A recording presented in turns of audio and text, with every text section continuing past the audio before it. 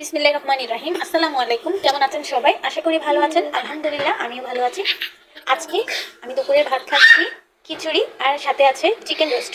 আর আমার কাছে আজকে মনে হয়েছে আমি সব থেকে সেরা খিচুড়ি রান্না করেছি। আর সেটা কেন মনে হয়েছে সেটা আপনাদের সাথে অবশ্যই শেয়ার করবো। চলুন রান্না করি।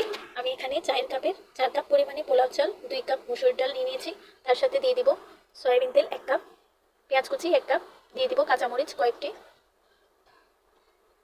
হাফ চা চামচ হলুদ গুঁড়া, হাফ চা চামচ ধনিয়া জিরার গুঁড়া, রসুন বাটা 1 চা চামচ, আদা বাটা 1 চা চামচ।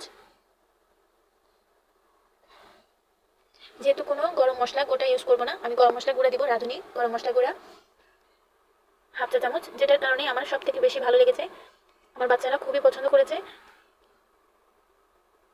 সাধারণত গরম মশলা কেউই বেশি পছন্দ করে না, গোটা গরম মশলা যেটা বলছিলাম, এলাচ দারুচিনি তেজপাতা এসব মুখে পড়লে সবারই খারাপ লাগে। তো আমি মশলাগুলো ভালোভাবে কষিয়ে নিয়ে চালটা ভেজে নিয়েছি। এবার পরিমাণ মতো পানি দিয়ে দিব। অনেকে ভাবে যে গোটা মশলা ছাড়া মনে হয় খাবার মজা হবে না, ভালো হবে না, কিন্তু শুধুমাত্র গরম মশলা গুঁড়া দিয়েও এতটা ভালো লাগে, এতটা টেস্ট লাগে, আপনারা খেলে বুঝতে পারবেন। সবাই ভালো লাগলে